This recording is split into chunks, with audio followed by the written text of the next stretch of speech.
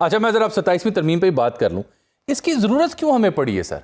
क्या चीज़ें हैं आइन में, क्या ऐसी कमी कोताहियाँ हैं, चाहे वो अदालत के मामलात हों, मजिस्ट्रेटी निज़ाम हो, NFC हो या फ़ौज के मामलात हों, ऐसा क्या गैप था, ऐसा क्या खला था जिसकी वजह से ये तरमीम लाना पड़ रही है हमें? देखिए जामी साहब, मैं मुंतखब हुआ हूँ सेनेटर कराची से जी। तो मेरी ख्वाहिश तो होगी कि मुझे सेनेट का सेशन कराची में मिले, लेकिन मुझे ट्रांसफर कर दिया इस्लामाबाद में। ठीक। तो मेरे पास चॉइस तो कोई नहीं है। ठीक है, नौकरी की थी, नखरा किसका। ठीक है सर, वही वाली बात है।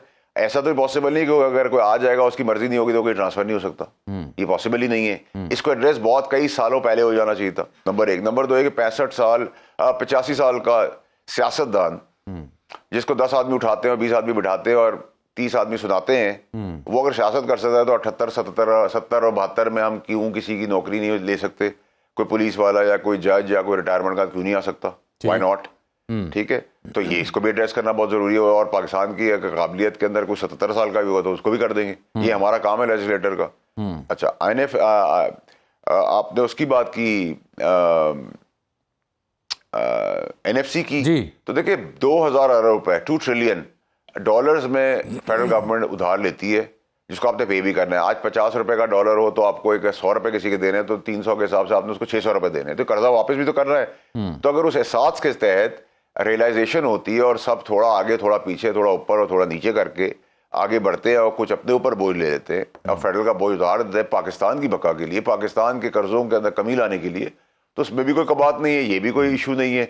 18वीं तरमीम का तो कोई रोल बैक नहीं करा। 18वीं तरमीम के अंदर जो सूबों की मुख्तारी है वो सूबों की खुद मुख्तारी खड़ी है, ना उसको कोई क्वेश्चन कर रहा है ना चैलेंज कर रहे हैं। प्रोपोगेट लोग जरूर कर रहे हैं लेकिन नथिंग डूइंग।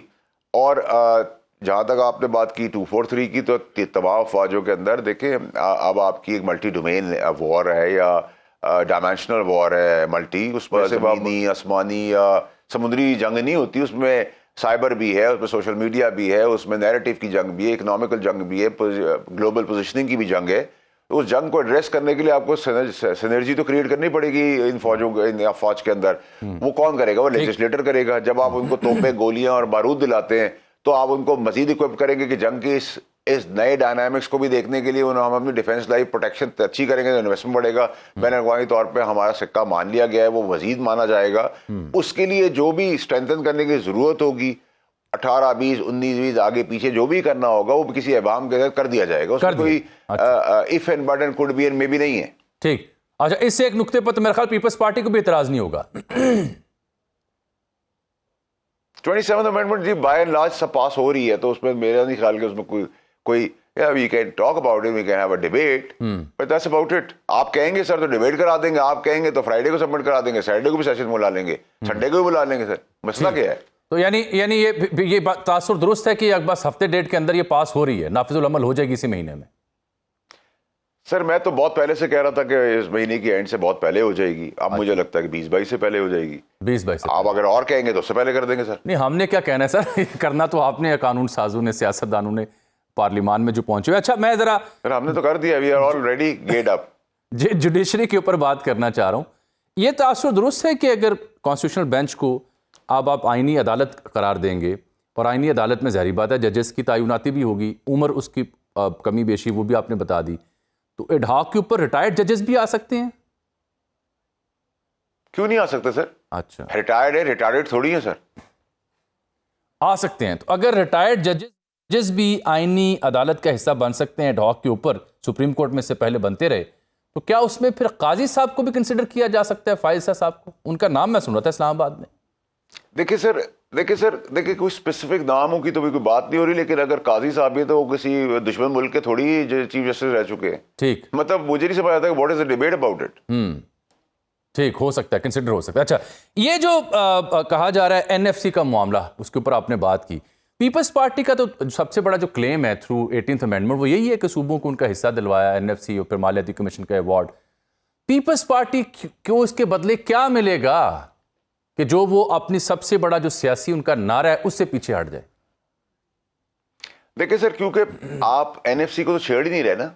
ठीक, इन 18वीं तरमीम को आप छेड़ रहे हैं। अगर आपको 1000 रुपए मिलते हैं और मुझसे मैं उसमें से आप कहता हूँ 10 रुपए के अंदर थोड़ा 10 रुपए का बोझ आप उठा लें, तो इसको कंसिडर करना, इसको डिबेट करना, इसको मानना कोई बुराई तो नहीं है। और वो सारे सूबे अपने हिसाब से करेंगे। ये तो नहीं हो सकता कि आबादी बढ़ती रहे, आप 2000 करोड़ के बजाय 2 ट्रिलियन के बजाय नेक्स्ट ईयर 3 ट्रिलियन ले लें, अगले ईयर 4 ट्रिलियन, देना भी तो है स्कॉम ने वापस, या नहीं देना। बिल्कुल ठीक। वाडा साहब, इट्स ऑल अबाउट रियलाइजेशन। ठीक, वाडा साहब, इलेक्शन कमीशन और चीफ इलेक्शन कमिश्नर, ये भी एक प्रॉब्लम है ना, क्योंकि उसकी तैनाती हमेशा एक तनाज़े को जन्म देती थी। अपोजिशन लीडर और वज़ीर आज़म के बीच कंसेंसस नहीं होता था, गो कि उसके लिए एक नई फार्मूला भी सामने आया। उस पर क्या गौर, उसका क्या हल निकलेगा कर? जामी साहब देखिए, ऑनेस्टली मैंने उस स्पेसिफिक क्लॉज को नहीं देखा, ना मैंने उसको रेलेवेंस और इंपॉर्टेंस दी है। क्योंकि देखिए, अगर किसी चीज़ का मसला बनता है तो वो भी हुसन है कि हम डिबेट करते हैं, डिस्कशन बनते हैं, ब्रेकिंग न्यूज़ होती है, एडवर्टाइजमेंट आती है, आपकी तनख्वाह चलती है, हमारी रेटिंग आती है। तो लेट इट बी। कुछ चीज़ों का अंदर कुछ बदमज़गी का भी मज़ा है और उसके बाद फिर उसको सुधारने का ही मज़ा है। तो as long as we all have a realisation कि हमने, लेजिस्लेटर ने अपना काम करना है, कोर्ट्स ने अपना काम करना है, फौज ने अपना काम करना है, ब्यूरोक्रेट्स अपना काम करना है, एंकर्स अपना काम करना है, तो I think it's pretty all right. ठीक, आपने चूंकि केपी का जिक्र किया तो सुहेल आफरीदी साहब की बुनियादी मांग यह है कि उनको उनके रहनुमा से मिलने नहीं दिया जा रहा। तो हर्ज ही क्या अगर एक सीएम अपने बानी चेयरमैन से मिलना चाहे, हिदायत लेना चाहे? सर आपने सिफारिश कर दी है, हम भी सिफारिश पेश कर दें, करा देंगे सर, कोई इतना बड़ा मसला नहीं है। अच्छा, ये देख लें, ये सिफारिश राना सना साहब ने भी की थी, ये तारिक फजल चौधरी साहब ने भी की थी। देखिए सर, सिफारिश करने में और कोई चीज को मांगने में कोई हर्ज तो नहीं है, ये भी उनका राइट है अगर वो ये कह रहे हैं, और हम भी आपसे कह रहे हैं कि अगर इसमें मिल लें तो वो भी का बात नहीं मिले तो भी का बात नहीं, तो कोई भी चीज रेलेवेंट नहीं है। ठीक, इससे आपने स्पेक्ट्रम के अंदर, जावी के अंदर देखना किस तरह, जिस चीज को किस नजर से देखना है, वो इंपॉर्टेंट है।